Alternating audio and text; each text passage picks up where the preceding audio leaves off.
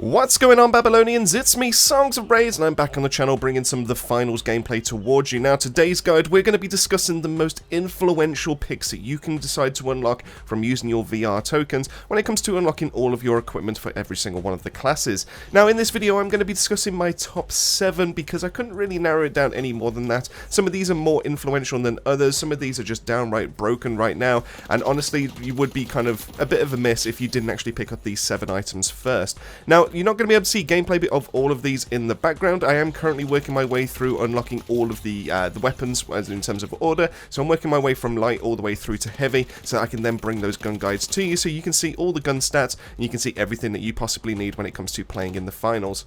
That being said, I do know that some of these are so influential in the community because I have been over on the Discord and I've seen so many people talking about these that I just really want to kind of like bring it to your attention so you know what you need to be able to unlock rather than following the way I'm doing of just unlocking all the weapons first. Of course, if you did enjoy this video and you want to see more from ourselves when it comes to the finals, then make sure to drop that like and subscribe. It really does help the channel out. But with all that said and done, what are we waiting for? Let's start diving right into the list. So over on our right hand side we do have our equipment, and let's just pop into there. So when it comes to this, what I'm going to do is I'm going to cover the light class first, I'm then going to cover the medium, and then I'm going to cover the heavy class. So if you want to be able to skip back and forth depending on which class you do enjoy playing at, I will have all the timestamps down in the video description below, and you'll be able to skip to whatever section you want. So covering the light class first, there are 3 things that I do think you should probably unlock right off the bat, in terms of like which ones are you probably going to be out. Now in terms of like the weapons, you can actually do pretty decently with the M11 and the SR84. These aren't bad choices. Obviously this does mean that you have to play very close with this one, and you will be playing mostly at long range with the SR84. Now if you are looking for a different weapon to be able to use that you can actually extend the range out a little bit further, something that doesn't have any kind of recoil whatsoever, and you're still able to do massive amounts of damage and be able to melt classes, then I would highly recommend being able to pick up the XP54. The MP5 basically, or what the XP54 probably for legal reasons, is essentially just a really good SMG. It has a very standard magazine size of 30, fairly quick kind of reload speed compared to the other things that do exist in this class, but the fact that it has high fire rate, it has decent damage, something that can extend a little bit further than the M11, and also on top of that the accuracy stat, even though this only looks like it's a middling kind of stat, the recoil properties on this weapon are pretty much non-existent. The only thing you'll have to worry about when it comes to being able to pepper enemies at a distance is obviously going to be damage fall off, because at the end of the day it's still an SMG, but it's anywhere between close to medium range, you'll still be able to absolutely melt people down, and even if you end up landing multiple headshots, you're able to just pretty much kind of like wipe the floor with them. What's also really nice about the XP54 is that it does come with a weapons sight, meaning that you don't have to rely on iron sights, which is going to be the majority of the things when it comes to most of the light class. Like for example, the M11 is going to be iron sights, so all of a sudden you have a more accurate SMG, so something that's a bit easier to be able to use out there in the field. Overall, considering all the nerfs that the V9S kind of got in terms of like damage fall off, and also because you do have an all-in kind of playstyle with the SH1900, I do consider the XP54 probably the best weapon when it comes to the light class in terms of like a generic kind of purpose. If you're looking to go into more of a specialized kind of build, then obviously some of these do have their nuances, they do actually have their kind of like positives, but in terms of like jack of all trades, in terms of like if you want to go into any kind of match and you just want to do well with, then the XP54 is going to have your back. Next on my list, I'm actually going to cover a specialization now, and that's not to say that the grappling hook is bad or anything like that. The grappling hook is really, really nice, especially on maps that require some kind of verticality kind of movement, but in terms of like if you want to be able to jet around, if you want to help yourself out in firefights and being able to get in, get out, pretty much helps you out with what the light class should be doing, considering they have the lower HP pool, then the evasive dash is going to be where it is. Being able to have this on you have 2 charges on this, and it has relatively quick cooldowns, allows you to be able to get into a firefight really, really quickly. It allows you to be able to get out of a firefight really, really quickly in case you are being followed, and also being able to just be an absolute nuisance of being able to like stop any enemies being able to aim at you or anything like that. It basically means that your HP pool is almost untouchable if you do use your dashes correctly, and most people do actually go for the evasive dash for the light class rather than the grappling hook and rather than the cloaking device, especially since the nerfs that did come through to it. If you're looking for the perfect hit and run maneuvers, then in that case you're going to definitely need the evasive dash, and that is just going to work so nicely with pretty much everything that the light class brings when it comes to weaponry, especially things like swords. If you are going to be crazy with the dagger, throwing knives is pretty good because you can actually use this. You can start throwing out a few knives. Once things start getting hairy, you can use your dash to be able to get out of there and start repositioning, and especially with the sword-off shotgun, because this really helps you with being able to get up close and personal with this, so you can get that all-important meat shot to be able to delete some of the classes that exist in the game. Now, as for my third suggestion, technically you can go for a few other weapons if you do want to. Like I said, the SH1900 is actually a decent gun, but in actual fact, I'm actually going to suggest something that's a gadget instead, and that is going to be the Vanishing Bomb. The Vanishing Bomb is... While I haven't used it personally, everyone in the community that has picked this up is just talking about how good and how strong this actually is, because this means that if you do work together as a team, if you are together when you actually activate this ability, you're able to basically become invisible for a short duration, which is really, really good at being able to break line of sight. It's a great way of being able to get into a fight, great way of being able to get out of a fight, and this just gives some really nice utility to the light class, which most of the time does feel a little bit lacking once you consider everything else that they pretty much have to their arsenal. Now, obviously, things like frag grenades, things like flashbangs, the breach charge is pretty good for being able to find your way into a room, but it's definitely going to be a weaker version than the C4. In terms of like any other kind of like grenades or anything you can use, there's just not anything that's really impactful for like when you're inside of a fight. It's great for starting a fight, it's great for being able to make a choke point or something like that, it's great for being able to like just be able to mask some of your position so you can actually get in close. But in terms of like everything else, apart from the gas grenade, which does some decent damage, the Vanishing Bomb is pretty much your best go-to gadget that exists for this class, and I highly recommend that you do, once you do have that 1,000 points, which obviously is a little bit more expensive than specializations and weapons, that you do actually spend those 1,000 VRs so you can pick up this gadget, because it's going to be so influential, especially if you are running with some of the teammates and you are doing coordinating attacks. So those are my top 3 picks, one for specialization, one for weapon, one for gadget when it comes to the light class, and now we're going to pretty much swap over to the medium class, and this one's going to be very simple. The reason why is because the medium class pretty much has most of the stuff that you kind of need already unlocked for itself once you pretty much start the game. Once you've unlocked the medium class, which is the first class that you do get inside this game, everything that you pretty much have here is pretty good. The healing beam is great, it's perfect for being able to keep your teammates alive. It's a great way of being able to, like, just in the middle of a firefight, be able to keep someone going, just be able to kickstart that health regen. The AKM is definitely one of the better guns for the medium class. The R357, if you can land headshots, is absolutely goated. And then on top of that, when it comes to gadgets, we have gas mines, which is great for being able to put on the point. We have defibs, which are going to be great for being able to keep your teammates alive or keeping your team going, especially in the tournament. So you just have pretty much an instant revive on a cooldown, which is really good. The jump pad is great mobility. The sonar grenade is great for being able to spot enemies that are pretty much around you. So you do have some really good versatility. And while technically you could unlock some extra gadgets or some extra weapons, it's just not going to be necessarily helping you out as much or something that's as influential as what we've just looked at when it comes to the light class. So in that case, I'm actually going to suggest one thing only for the medium class, and that's actually going to be the Guardian turret.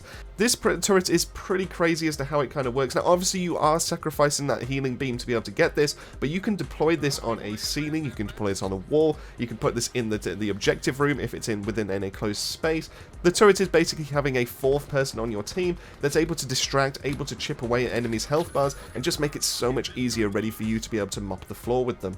Now, while it does feel like the turrets have been toned down, and quite rightly so from some of the betas, because they were very oppressive, especially if you had 3 mediums on a single team all running turrets, you just weren't able to really do much inside that room. Now it feels like the turret is a little bit on the lax side of things. It feels like it's taking its time of being able to find you, it's taking its time to be able to instantly lock onto you in the first place, and then it will instantly lock to you if you start trying to damage it, so then it just kind of retaliates pretty much straight away. Now, like I said, the turret is definitely best used in enclosed spaces. It's definitely best used when it's used around the objective. So if you're trying to do a cash out, a well-placed Guardian turret can definitely see you through and be able to help you out with every single one of those third parties that's going to be coming your way. So if you find that you're not using the healing beam as much as you probably should be, then the Guardian turret is definitely going to be the better specialization for you, and I highly recommend that you do grab that instead of the healing beam, or you can definitely grab both and then you can swap back and forth on the fly.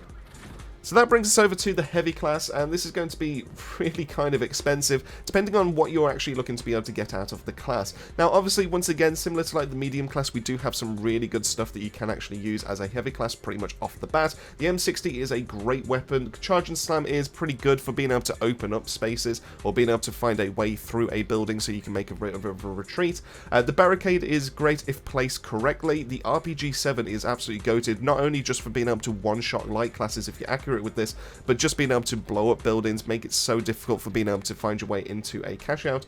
And we do also have things like goo grenades and frag grenades and all that kind of standard stuff. Now, from this kind of list, you can improve so much more depending on what you're looking for to get out of the class. So what I'm actually going to suggest is I'm going to do two things that are going to be a more support-based kind of heavy, which are actually going to be pretty much necessary when it comes to going into like ranks or tournament play. And then I'm also going to suggest a DPS-focused one. So it's going to be one specialization, one gadget, and one weapon when it comes to that. So kicking it right off, let's go left to right. I'm going to recommend that you grab the Mesh Shield.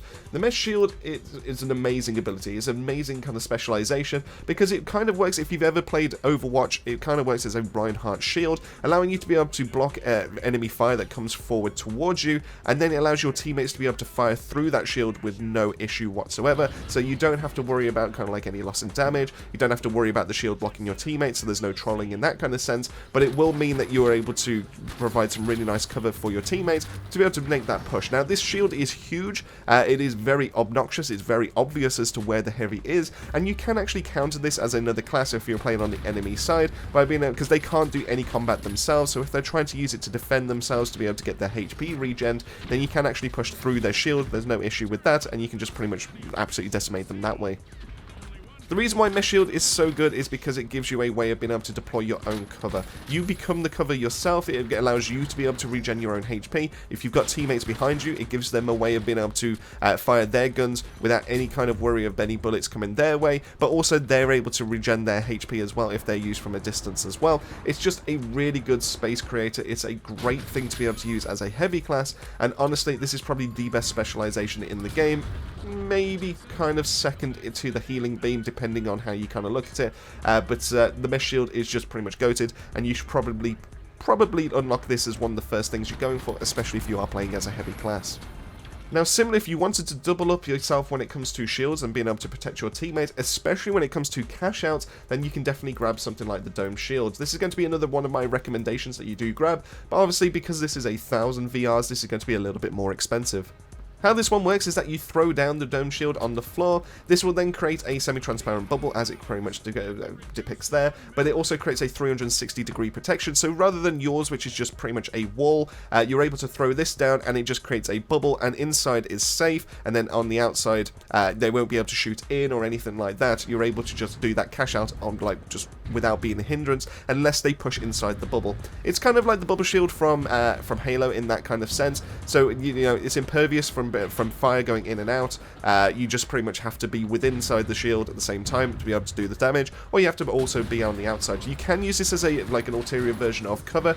In that sense, it is technically a better barricade, because you can just pretty much peek around the sides of this thing. Dome shield is just kind of crazy, and it definitely dictates a lot of firefights, so I would highly recommend that if you are going fully into the heavy kind of playstyle, then I would recommend grabbing Mesh Shield, and I would definitely recommend grabbing Dome Shield, regardless of the type of build that you're going for, because this is going to be the ultimate form of support for your whole team.